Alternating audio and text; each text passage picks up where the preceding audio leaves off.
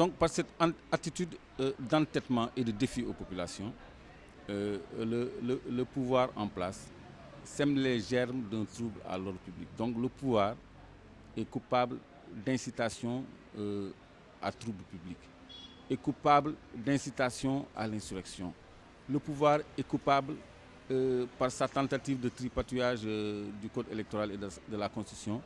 Il est coupable d'actes et de manœuvres de nature à jeter le discrédit sur les institutions ou leur fonctionnement. Tout chef d'inculpation qui sont prompts à coller aux opposants qui, eux, revendiquent que la loi soit respectée. Donc ça veut dire qu'ils ont la loi pour eux et contre nous. Et ça, c'est inacceptable. C'est pour ça qu'il faudra que le peuple se réapproprie sa souveraineté.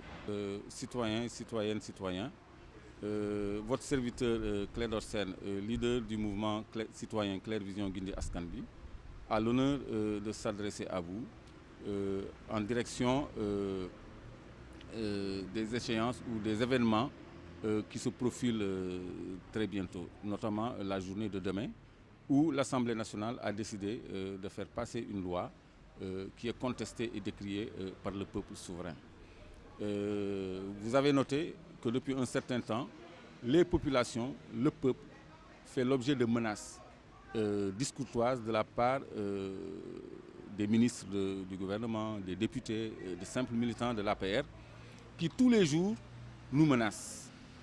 Alors, qu'a donc fait le peuple pour mériter d'être menacé? Rien d'autre que de demander à ce que les dispositions de la Constitution soient respectées.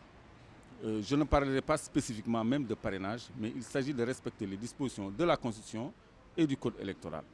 D'autant plus qu'on nous avait dit que certaines de ces dispositions, notamment l'article 103, étaient intangibles. Alors, pourquoi vouloir faire sauter ce verrou à quelques mois des élections? C'est ce que le peuple n'accepte pas à la lumière du tripatouillage électoral qu'on a constaté tous durant les législatives. Donc, on a constaté que durant le défilé militaire, les forces de l'ordre ont paradé exposant un matériel de répression flambant neuf, des chars à eau, des chars béliers, des lance-grenades multiples, tout ceci contre les populations qui n'ont rien fait d'autre que de demander à ce qu'on respecte leurs lois fondamentales, leurs chartes fondamentales. Nous n'avons pas demandé que soit mis fin aux coupures intempestives d'eau. On n'a pas demandé la baisse du coût de la vie. On n'a pas demandé, on n'a pas exigé qu'on règle le problème des enseignants. On n'a pas parlé des détournements de ressources naturelles, parce que c'est une notion nouvelle à inclure dans le lexique juridique sénégalais, parce qu'il s'opère effectivement un détournement de ressources naturelles au profit de la famille présidentielle. Je le dis tout haut, au profit de la famille présidentielle. Le peuple n'a pas demandé tout ça. Le peuple n'a demandé qu'à ce qu'on respecte sa constitution, qu'on lui a dit intangible en certains points. Tout simplement, réaction, menace. Tous les jours, menace.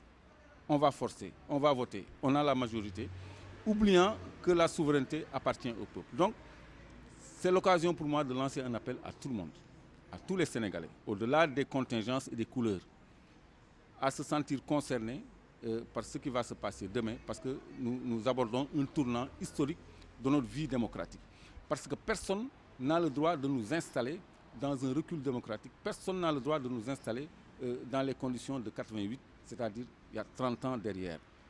C'est pourquoi, avec toute la vigueur et la rigueur qui sied, j'en appelle aux populations pour que le peuple se réapproprie sa souveraineté, pour que le peuple fasse respecter sa souveraineté.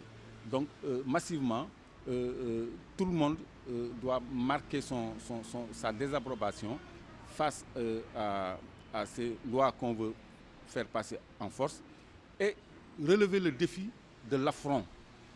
Parce que c'est irrespectueux pour des ministres de la République de toiser et de menacer les populations qui n'ont rien fait, qui n'ont commis aucun délit, que de réclamer que la loi fondamentale soit respectée, que le code électoral soit respecté.